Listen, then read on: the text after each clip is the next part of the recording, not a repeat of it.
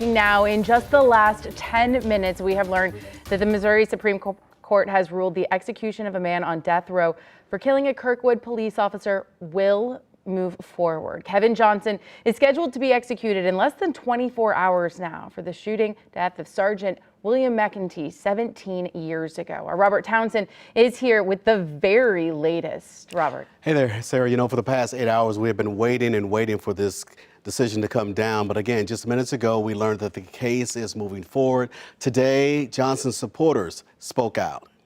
During an emergency hearing in Jefferson City Monday, attorneys on both sides presented last-minute arguments in the high-profile case of death row inmate Kevin Johnson. It does not benefit this state. It does not benefit our society to kill Kevin Johnson. In July of 2005, then 19-year-old Johnson repeatedly shot and killed Kirkwood Police Sergeant William McEntee after McEntee responded to a fireworks call at an apartment complex. The 43-year-old McEntee was a husband, father, and he served on the Kirkwood Police Force for 20 years. Johnson was later convicted of first-degree murder. Monday, Special Prosecutor E.E. Keenan asked the Missouri Supreme Court to delay Johnson's execution. Keenan said a former St. Louis County prosecutor used racial bias in several cases, including Johnson's. What is happening today at the Missouri Supreme Court is pretty unusual. It's actually unprecedented in Missouri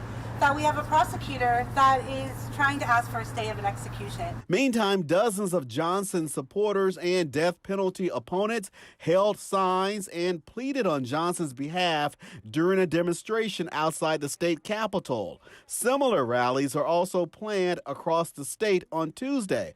The Reverend Darrell Gray, a St. Louis pastor and civil rights advocate, is Johnson's spiritual advisor. Kevin struggled with his faith. And one thing that we worked through is Kevin came to the realization that a fractured faith is better than no faith at all. And I believe that that's what's getting him through this. But opponents say Johnson's execution should move forward as planned. The Attorney General's office argued there was no racial discrimination and the jury was fair and unbiased. Also, Monday, Governor Mike Parson announced he will not grant the 37-year-old Johnson clemency.